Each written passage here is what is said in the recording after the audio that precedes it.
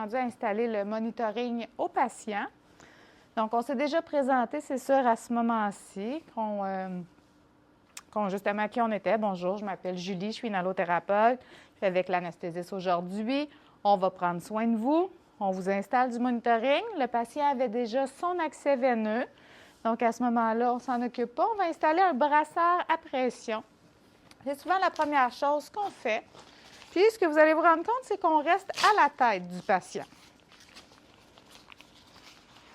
On s'assure que les manches de la jaquette du patient ont déjà été retirées.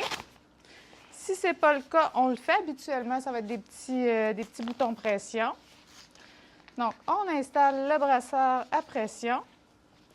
On recouvre le patient pour pas qu'il y ait frais. Et à ce moment-là, on va démarrer PNI automatique. Pour un adulte, vous l'avez soit aux 5 minutes. Souvent, on peut l'avoir un peu plus... souvent aux 3 minutes ou 2,5 minutes. Voilà. Donc, la pression se prend. On avise le patient aussi que ça va serrer fort. Souvent, ça serre plus fort pour la première pression. On va en profiter par la suite, mettre le saturomètre, étant donné qu'on a déjà installé l'intraveineuse. À chaque fois, on en profite pour regarder aussi si ce qu'on installe nous donne des résultats, s'il y a des artefacts ou quoi que ce soit. Donc, vous avez une belle pression. Et là, on va pouvoir installer les électrodes. Donc, il y en a 3 qu'on installe à gauche et 2 à droite. À gauche, ça va être la noire sur l'épaule, la brune au niveau du le V5 dans le fond. Puis, après ça, la rouge, elle, ça va être au niveau des hanches ou un petit peu... sur le thorax du patient. Là, je ne sais pas si vous voyez, même si c'est un mannequin, je fais attention de ne pas le déshabiller. Il fait froid et on essaie de préserver son intimité, que ce soit un homme ou une femme. Donc, vous pratiquez à passer sous la jaquette plutôt que de dévêtir complètement votre patient. Puis, à droite, ça va être l'électrode blanche sur l'épaule droite et la verte sur la hanche droite. Même chose. On va se glisser, puis souvent, c'est qu'on va avertir aussi le patient qu'on installe des électrodes pour suivre son cœur pendant la chirurgie. Donc, un coup qu'elles sont installées, parfait, on regarde si justement on a un pouls, si toutes nos électrodes semblent bien en place. Quand on installe 5 électrodes, on devrait avoir 2 dérivations. Donc, elles y sont. On a la D2 et là, ici, la V1 ou la V5, je ne vois pas tout à fait.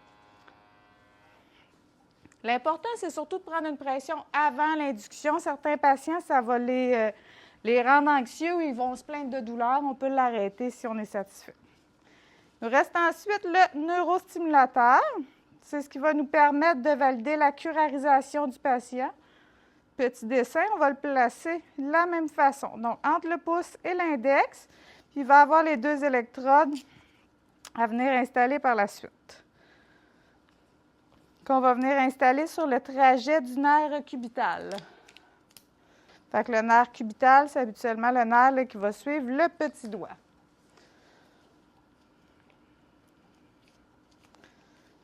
Puis là, comme c'est un mannequin, c'est sûr qu'on n'aura pas de réponse. Puis d'une façon ou d'une autre, tant que le patient n'est pas endormi, on s'assure que ce n'est pas en fonction et qu'on ne prend pas de mesure. Un petit choc désagréable, ça rajoute au stress anesthésique qui n'est pas nécessaire à ce moment-ci. Donc, pendant ce temps-là, bien sûr, l'anesthésiste serait dans la salle, il préparait sa médication, on s'assurait qu'on est fin prêt pour justement faire l'induction. Puis quand on est tout à fait prêt, bien là, on va pouvoir commencer à faire la préoxygénation. Fait que si on voulait faire la préoxygénation, on serait rendu au moment où on s'assure d'avoir 100 % d'oxygène, un 10 litres minimum, on peut se rendre jusqu'à 15, mais ici, 10, c'est suffisant. Valve APL à minimum. Notre matériel pour l'intubation est prêt. Puis, si tout le monde est prêt, à ce moment-là, on va pouvoir y aller. On avise toujours le patient. Je vais déposer un masque sur votre visage. Prenez des belles respirations. C'est pour faire une réserve dans vos poumons. Et là, on va y aller, mais on ne veut pas aller être trop dans le visage du patient. Fait que soit vous allez le tenir comme ça, en étant bien sûr à la tête. puis en encourageant le patient à prendre des belles grandes respirations. On va faire ça de 3 à 5 minutes jusqu'à ce qu'on ait atteint un ETCO2 satisfaisant et une saturation adéquate.